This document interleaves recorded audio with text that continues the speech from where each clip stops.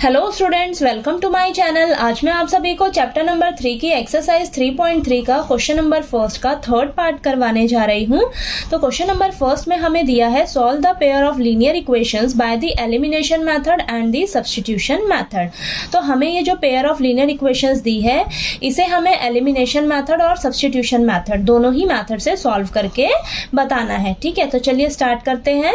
हमें इक्वेशंस दी हैं, लिखिए आप यहाँ पर 3x minus 5y minus 4 is equal to 0। थोड़ा सा इसको हम अरेंज कर लेते हैं इस इक्वेशन को। तो 3x माइनस 5y जो कांस्टेंट नंबर है माइनस 4, इसको मैं इक्वल टू के इस साइड ले जाती हूँ तो ये क्या हो जाएगा प्लस का 4। ठीक है, तो ये इसे हम मान लेंगे ये मेरी क्या है फर्स्ट इक्वेशन। ठीक, नेक्स्ट इक्वेशन क्या दी हुई है मुझे 9x is equal to 2y plus 7। इसे भी हम अरेंज कर लेते हैं। ये जो y वाला टर्म है इसको मैं इक्वल टू के इस साइड ले आती हूँ तो 9x प्लस का है तो माइनस का हो जाएगा, माइनस का 2y इज इक्वल टू 7। ठीक है, ये हो जाएगी मेरी सेकेंड इक्वेशन।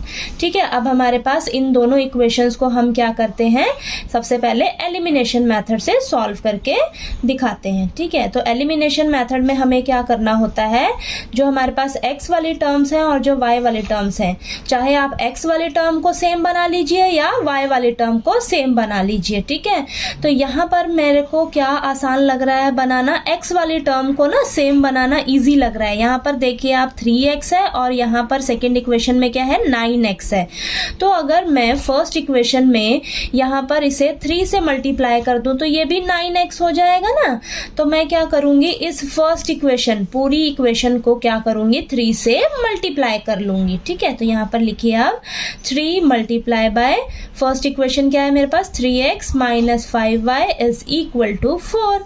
ठीक है, तो ये हो जाएगा मेरे पास 9x माइनस 3 5 जा 15 minus 15y is equal to 12। तो ये हो जाएगी मेरी थर्ड इक्वेशन। ठीक है, अब फर्स्ट इक्वेशन क्या बन गई मेरी थर्ड इक्वेशन। तो अब हम क्या करेंगे, इस सेकंड इक्वेशन और थर्ड इक्वेशन को सॉल्व करेंगे आपस में। ठीक है, तो यहाँ पर मैं क्या करूंगी, सब्ट्रैक्ट कर लूंगी, सब्ट्रैक्ट इक्वेशन सेकेंड इक्वेशन को ना थर्ड इक्वेशन में से सब्ट्रैक्ट कर लूंगी। तो यहाँ पर लिखेंगे subtract equation second from equation third. तो यहाँ पर मेरे पास थर्ड इक्वेशन क्या है 9x minus 15y is equal to 12। इसमें से मैं सेकेंड इक्वेशन को माइनस कर लूंगी। तो यहाँ पर लिखिए 9x माइनस 2y है ये। ठीक है, 2y इज इक्वल टू 7। ठीक है, तो ये हमें सब्ट्रैक्ट करना है। तो ये जो है साइन सभी के ये क्या हो जाएंगे, इनका रेसिप्रोकल। तो प्लस है तो माइनस हो जाएगा, माइनस है तो प्लस हो जाएगा, और ये प्लस का है तो माइनस का हो जाएगा। अब क्योंकि हम माइनस कर रहे हैं ना थर्ड इक्वेशन में से सेकेंड इक्वेशन को। अब यहाँ पर देखिए प्लस का 9x है और ये माइनस का 9x है, आपस में कैंसिल हो जाएंगे, एलिमिनेट हो गया। अब यहाँ पे माइनस का 15y है और प्लस का 2y है, तो ये आपस में माइनस प्लस माइनस हो जाएगा। तो हमारे पास क्या आएगा माइनस का 13y। ठीक है, बड़ा हमारे पास माइनस 15y है ना, तो बड़े वाले का हमारे पास साइन होता है। अब यहाँ पर प्लस का 12 है, माइनस का 7 है, प्लस माइनस माइनस होके यहाँ पर आएगा मेरे पास 5, और बड़ा नंबर क्या है 12 है, उसका साइन क्या है प्लस, तो प्लस का 5 रहेगा। ठीक है, और यहाँ पर y इज इक्वल टू 5 और माइनस का 13 है तो ये आ जाएगा नीचे मेरे पास माइनस 13।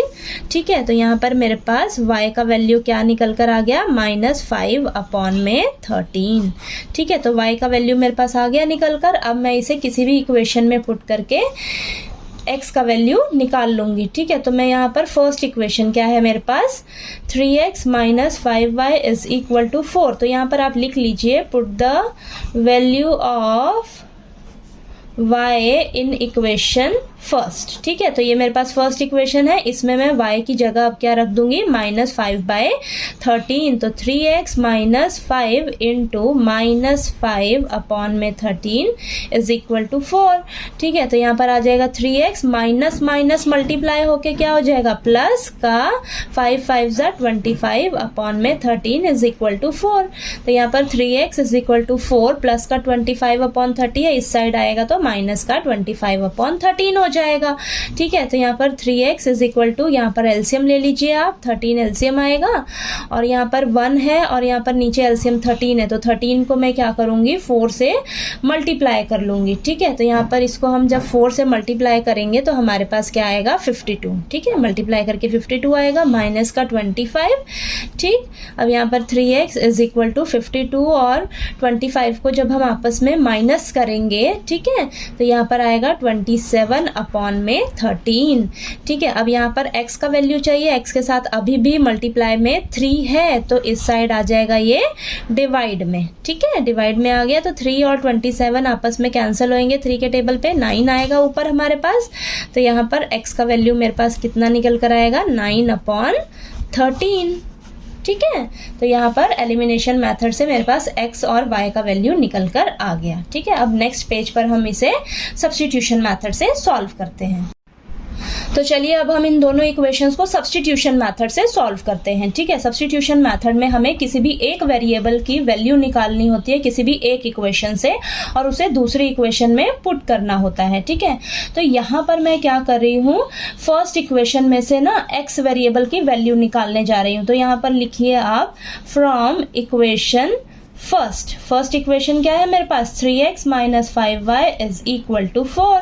ठीक है, यहाँ से मुझे x का वैल्यू चाहिए तो क्या करेंगे, सभी को हम इस साइड ले जाएंगे। ठीक है, तो यहाँ पर माइनस का 5y है तो इस साइड आएगा प्लस का 5y हो जाएगा। ठीक है, अभी भी x के साथ 3 मल्टीप्लाई में है तो इस साइड आएगा डिवाइड में हो जाएगा 3। ठीक है, तो मेरे पास x वेरिएबल का वैल्यू निकल कर आ गया है, तो इसे हम क्या करेंगे थर्ड इक्वेशन मान लेंगे। ठीक है, तो यहाँ से x का वैल्यू जो आया है इसे मैं क्या करूँगी सेकेंड इक्वेशन में पुट कर लूँगी। ठीक है, तो यहाँ पर लिखिए put the value of x in equation second equation क्या है हमारे पास 9x minus 2y is equal to 7। अब यहाँ पर x की जगह 4 प्लस 5y अपॉन में 3 हम रख देंगे और बाकी सभी को आप एज इट इज लिख लेना। ठीक है, अब यहाँ पर ना आप देखिए, यहाँ पर आप यहीं पे बाहर ही कैंसिल कर दीजिए। यहाँ पर 3 नीचे है तो 1 पे और 3 के टेबल पे 9 कब जाता है 3 पर। ठीक है, तो बाहर क्या बचेगा मेरे पास 3 मल्टीप्लाई में अंदर 4 plus 5y minus 2y is equal to 7। ठीक है, तो यहाँ पर 3 4 जा क्या हो जाएगा 12, 3 5 जा क्या हो जाएगा 15y minus 2y is equal to 7।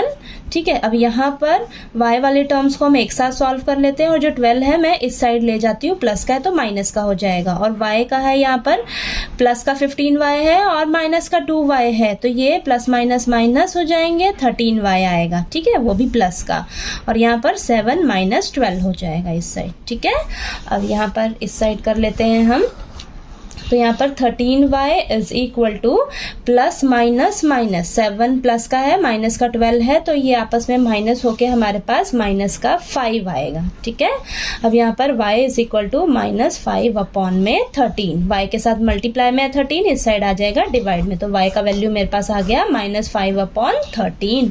ठीक है, अब इसे मैं किसी भी इक्वेशन में रखकर x का वैल्यू निकाल लूंगी। तो यहाँ पर लिखिए put the value of y is equal to minus 5 upon 13 in equation third equation क्या है मेरे पास x is equal to 4 plus 5y upon में 3। ठीक है, यही है ना। अब यहाँ पर मैं y की जगह क्या रख लूँगी माइनस 5 अपॉन 13। ठीक है, तो यहाँ पर आ जाएगा माइनस 5 अपॉन 13 और नीचे एलसीएम में क्या है 3 है। ठीक है, तो x is equal to 4 plus minus minus 25 upon में 13 और यहाँ एलसीएम में 3 है। ठीक है, तो यहाँ पर आ जाएगा, ऊपर आप एलसीएम लीजिए 13 आएगा। ठीक है, नीचे यहाँ कुछ नहीं है ना तो 1, तो यहाँ पर 13 4 जा क्या हो जाएगा 52 माइनस 25 और यहाँ अपॉन में 3 है। ठीक है, तो यहाँ पर x इज इक्वल टू 52 में से जब हम 25 माइनस करेंगे तो हमारे पास आएगा 27 अपॉन में 13 और यहाँ नीचे क्या आ जाएगा मेरे पास 3। ठीक है, अब इसे आप सॉल्व करिए। तो यहाँ पर ऊपर वाला जो टर्म है, नंबर है, उसे आप एज इट इज़ लिखिए 27/13, और ये जो नीचे डिवाइड में है ना नंबर, क्या है 3 है, तो इसके नीचे कुछ नहीं है तो 1, तो इसका हम रेसिप्रोकल करके ऊपर वाले नंबर से मल्टीप्लाई कर देंगे। ठीक है, ये स्टेप क्लियर हुआ। ठीक है, ऊपर वाले नंबर को हम एज इट इज़ लिखेंगे, और ये जो नीचे वाला है इसके नीचे कुछ नहीं था तो 1 ले लिया, इसका हम रेसिप्रोकल कर देते हैं और इसे ऊपर वाले से मल्टीप्लाई कर देंगे। ठीक है, तो ये हो जाएगा आपस में कैंसल, यहाँ पर 9 आएगा। ठीक है, तो यहाँ पर मेरे पास x का वैल्यू कितना निकल कर आ गया, 9/13। ठीक है, तो यहाँ पर आप देखिए एलिमिनेशन मेथड से जब मैंने सॉल्व किया तो मेरे पास x का वैल्यू 9/13 आया है, और सब्स्टिट्यूशन मेथड से भी x का वैल्यू 9/13 आया है। ठीक है, और y का वैल्यू एलिमिनेशन मेथड से -5/13 आया है, और सब्स्टिट्यूशन मेथड से भी सॉल्व करने पर -5/13 आया है। ठीक है, तो आप किसी भी मेथड से सॉल्व करिए, आपका जो आंसर है वो सेम ही आता है। ठीक है, तो आपको क्वेश्चन नंबर फर्स्ट का थर्ड पार्ट अच्छे से क्लियर हो गया होगा। नेक्स्ट फोर्थ पार्ट के लिए हम नेक्स्ट वीडियो में मिलते हैं। अगर मेरा वीडियो अच्छा लगे तो प्लीज़ लाइक कीजिए, शेयर कीजिए और ज़्यादा से ज़्यादा सब्सक्राइब कीजिए। Thank you so much.